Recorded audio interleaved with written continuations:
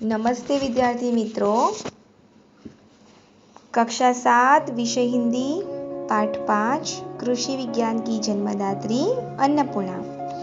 तो मित्रों, यहाँ अन्नपूर्णा आदि नारी शक्ति माता पार्वती के लिए कहा गया है। जन्मदात्री यानी जन्म देने वाली। कृषि विज्ञान।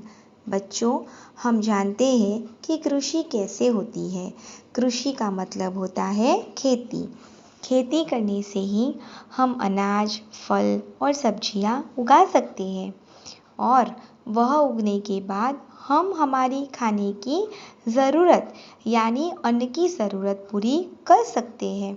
तो ये अन्न उगाने का काम, कैसे अन्न उगाना चाहिए, खेती कैसे करनी है और मनुष्य की एवं सब प्राणियों की अन्न की जो ज़रूरत होती है वह कैसे पूरी करनी है, उसकी व्यवस्था कैसे करनी है, वह काम भगवान शिव जी माँ पार्वती को सौंपते हैं और माँ पार्वती अपनी सूझबूझ से खेती करने का तरीका सोचती है, उसके बारे में चिंतन करती है। कैसे करती है वह इस प्रतीक कथा में बताया गया है और सब प्राणियों के लिए अन्न की व्यवस्था करती है वो, इसलिए उनको कृषि विज्ञान की जन्मदात्री कहा गया है। तो हम इस कथा को पढ़ें एवं समझें। बच्चों, हम जानते हैं कि भगवान शिव जी जगत पिता है। जगत पिता यानी पूरे जगत के पिता। सृष्टि में हमेशा 3 देवों के नाम लिए जाते हैं, ब्रह्मा, विष्णु और महेश। ब्रह्मा जो सृष्टि के जन्मदाता है, उन्होंने सृष्टि का सर्जन किया है। विष्णु जो सृष्टि का पालन पोषण करते हैं और महेश यानी शिव जी जो संसार का संहार करते हैं। तो ये भगवान शिव माता पार्वती को सभी प्राणियों के भरण पोषण करने की व्यवस्था का काम सौंपते हैं। अब ऐसा कहकर भगवान शिव समाधिस्थ हो जाते हैं। पार्वती उनके सामने बैठी बैठी इस चिंतन में डूब जाती है कि काम की व्यवस्था मैं कैसे करूं। 7 दिन तक वह उसी अवस्था में बैठी है और शिव जी जब समाधि से जागते हैं तब वे आश्चर्यचकित होकर देखते हैं और उसका कारण पूछते हैं। तो पार्वती माँ प्रणाम करके विनयपूर्वक उनको जवाब देती है कि मुझे अन्न की व्यवस्था का आपने जो भार दिया है वह काम कैसे करना है, मैं उसके बारे में सोच रही हूँ और इसीलिए मुझे समय का भी ज्ञान नहीं रहा। फिर तो वह शिव जी से कुछ चीज़ें मांगती है और कहती है कि जो आपको समाधि की अवस्था में काम में नहीं आते वो चीज़ें आप मुझे दे दो। भगवान पूछते हैं कि कौन सी ऐसी चीज़ें हैं जो समाधि में काम नहीं आते। तो पार्वती बात को स्पष्ट करती है और कहती है, आपका त्रिशूल जो हल्के रूप में काम में आएगा, उससे ज़मीन की खुदाई होगी, मिट्टी बीज बोने के लायक हो जाएगी। नंदी यानी बैल जो हल जोतने के काम में लगाऊंगी एवं उसका गोबर जिससे खाद बनेगा तथा गोबर से गोबर गैस भी तैयार होगा।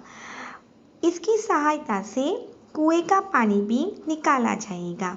आपकी जटा में निवास करने वाली गंगा जिसके पानी से खेत सिंचे जाएंगे और सभी गणों का उपयोग श्रमिकों के रूप में करेंगे। अनाज के पौधों को बचाने के लिए तथा उसको चूहों से बचाने के लिए हम सर्पों को पहरेदार के रूप में रखेंगे। डमरू की आवाज़ पक्षियों से अनाज की करेगा। आँख एवं धतूरे का उपयोग खेत की बाड़ पर करूँगी, इससे खेती की बाड़ मजबूत रहेगी, कोई बिना कारण आ जा नहीं सकेगा। अनाज एकत्र होने पर उसको लंबा समय रखने के लिए आपके शरीर की भस्म काम आएगी, जिससे अन्न सड़ नहीं पाएगा। खप्पर यानी कटोरा, जो हम साधुओं के हाथ में देखते हैं। तो आपके हाथ में जो खप्पर है उससे अन्न वितरण का काम सुगम हो जाएगा, यानी सरल हो जाएगा। भगवान शिव पार्वती की बात सुनकर मुस्कुराते हैं और उनके चिंतन और सूझबूझ पर उनका मस्तक गर्व से तन जाता है, यानी झुक जाता है। उन्होंने अपने साथ सदा रहने वाली चीज़ों के नए उपयोग के बारे में विचार ही नहीं किया था। उनको पार्वती के स्वरूप में एक नई शक्ति का आभास होता है। पूरे जीव जगत का पोषण करने वाली यह शक्ति अद्भुत थी। तो बच्चों, इस प्रतीक कथा से यह निष्कर्ष निकलता है कि समझदारी से अगर काम लिया जाए तो एक वस्तु का बहुत प्रकार से उपयोग किया जा सकता है।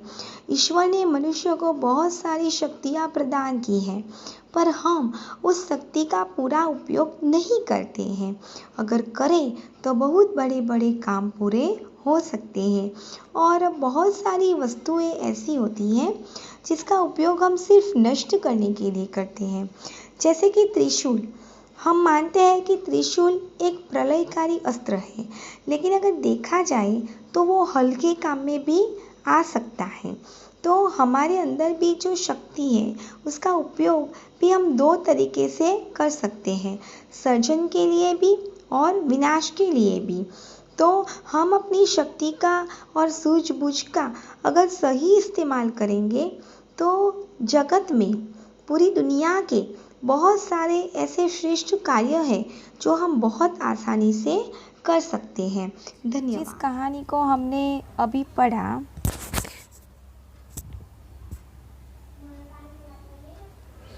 मित्रों, जिस कहानी को अभी हमने समझा उस कहानी को अभी हम पढ़ेंगे। भगवान शिव जगत पिता है। उन्होंने जगत जननी पार्वती को एक दिन अपने पास बुलाकर कहा, देवी, तुम्हें जगत के समस्त प्राणियों का भरण पोषण करना है, उनके लिए अन्न की व्यवस्था करनी है। इतना कहकर शिव समाधिस्थ हो गए। भगवती पार्वती उनके सम्मुख यानी सामने बैठी बैठी इसी चिंतन में डूबी रही कि किस प्रकार सबके लिए अन्न की व्यवस्था की जाए। भगवान शिव के स्वरूप को निहारती हुई यानी देखती हुई, स्थिरता से देखना, तो स्थिरता से वो देखती हुई पूरे 7 दिनों तक वह उनके सामने ही उसी अचल व्यवस्था में, अचल यानी अड़ग अवस्था में बैठी देखकर उन्हें आश्चर्य हुआ, यानी उनको आश्चर्य होता है, एक अजूबा होता है। और पार्वती ने फिर उन्हें प्रणाम किया। उन्होंने पार्वती से अपने सामने बैठे रहने का कारण जानना चाहा, यानी वो कहते हैं कि आप यहाँ पे इतने दिनों से बैठी क्यों हो। पार्वती ने विनयपूर्वक कहा, हे जगत पिता, आपने मुझे अन्न की व्यवस्था का भार दिया है, अतः मैं उसी की चिंता में इस तरह खो गई कि समय का ज्ञान ही नहीं रहा। अन्न की व्यवस्था के लिए मुझे आपसे उन वस्तुओं एवं शक्ति की आवश्यकता है जो समाधि की अवस्था में आपके काम में आती नहीं है। पार्वती की बातें सुनकर भगवान शिव सोचने लगे कि ऐसी कौन सी चीज़ें हैं जो समाधि की अवस्था में मेरे उपयोग में नहीं आती हैं। उन्होंने पार्वती से पूरी बात स्पष्ट करने के लिए कहा। पार्वती ने कहा, स्वामी, मैं आपके इस त्रिशूल का उपयोग हल्के रूप में करना चाहती हूँ। इससे ज़मीन की खुदाई हो सकेगी, मिट्टी को बीज बोने योग्य बनाया जा सकेगा। आपके नादिए यानी बेल को मैं हल जोतने के काम में लगाऊंगी। खेतों में जुताई के अलावा इसके गोबर से खाद भी काम भी लिया जा सकेगा। इसके गोबर से गोबर गैस भी तैयार की जा सकेगी। इसकी सहायता से कुओं के पानी भी निकाला जा सकेगा। मैं आपके जटाजूट यानी जटा में निवास करने वाली वहीन यानी बहती गंगा को भी साथ ले जाऊंगी ताकि इनके जल से खेत सींचे जा सके। आपके इन गणों का उपयोग मैं खेती के सभी कामों में श्रमिकों के रूप में करूंगी। ये आधा तन थंके अपनी मस्त प्रसन्न मुद्रा में खेतों पर मेहनत का काम भली भांति कर सकेंगे। ये अपना पसीना बहाकर अन्न की उपज बढ़ाएंगे। भगवान शिव बड़े ध्यान से देवी पार्वती के विचार सुन रहे थे। वे मन ही मन उनकी सूझबूझ की प्रशंसा भी कर रहे थे। पार्वती बोली, स्वामी, अनाज के पौधों को चूहों से बचाने के लिए मैं आपके सर्पों को पहरेदारों के रूप में खेतों में रखूंगी। आपका यह डमरू पक्षियों से अनाज की रक्षा करने के लिए काम में आएगा। उसकी आवाज़ सुनकर वे भय के कारण फसल को नष्ट न कर पाएंगे। आँख एवं धतूरे का उपयोग मैं खेत की बाड़ पर करूंगी। इससे खेती की बाड़ मजबूत रहेगी, कोई अकारण उसमें आ जा नहीं सकेगा। अनाज एकत्र होने पर उसके रख रखाव में यह भस्म जिसे आप अपने शरीर पर लगाते हैं काम आएगी, जिससे अनाज सड़ नहीं पाएगा। आपके खप्पर से अन्न वितरण का कार्य सुगम हो जाएगा। सुगम यानी सरल हो जाएगा। अन्न वितरण यानी उसका वितरण करना, उसको बहेजना, बांधना। भगवान शिव पार्वती की बात सुनकर मुस्कुराए। पार्वती के चिंतन और नई सूझ पर उनका मस्तक गर्व से तन गया यानी झुक गया। उन्होंने स्वयं भी अपने साथ सदा रहने वाली चीज़ों की उपयोगिता के इस नए पक्ष पर कभी विचार नहीं किया था। उन्हें पार्वती के स्वरूप में एक नई शक्ति के आविर्भाव का आभास हुआ। आविर्भाव यानी आविष्कार, उसका संशोधन का आभास हुआ, यानी उनको ऐसा वह शक्ति अद्भुत थी।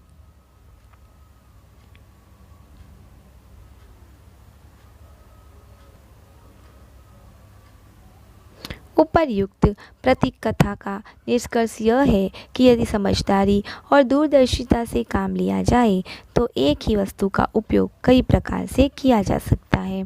इसके अतिरिक्त इस कथा में यह संदेश भी है कि मनुष्य को ईश्वर की एवं प्रकृति ने जो शक्तियाँ प्रदान की है उनका पूरा उपयोग यदि किया जाए तो जीवन में बड़े बड़े काम किए जा सकते हैं। विडंबना यह है कि हम अपनी शक्तियों को न तो अच्छी तरह पहचानते हैं और न ही उनका ठीक उपयोग करना जानते हैं। हम उन्हें अज्ञातवश यानी बिना जाने नष्ट करते रहते हैं। शिव का त्रिशूल यदि प्रलयकारी अस्त्र है तो वह हल्के काम में भी आ सकता है। हमारे भीतर यानी हमारे अंदर, हमारे मन के अंदर, हमारे शरीर के अंदर जो शक्तियाँ विघटनकारी यानी जो अच्छी है अथवा विध्वंसकारी यानी जो अच्छी नहीं है वो धारण कर लेती है। यानी विघटनकारी यानी हकारात्मक, विध्वंसकारी रूप यानी नकारात्मक रूप धारण कर लेती है। उसका उपयोग सृजन यानी सर्जन के लिए भी हो सकता है। सर्प अगर भक्षक ही नहीं रक्षक भी हो सकता है। यदि उसका उचित उपयोग किया जाए तो संसार में हर व्यक्ति अपनी शक्ति का समुचित यानी बहुत अच्छी तरीके से उपयोग करके जीवन और जगत को श्रेष्ठ कार्यों से कृतार्थ कर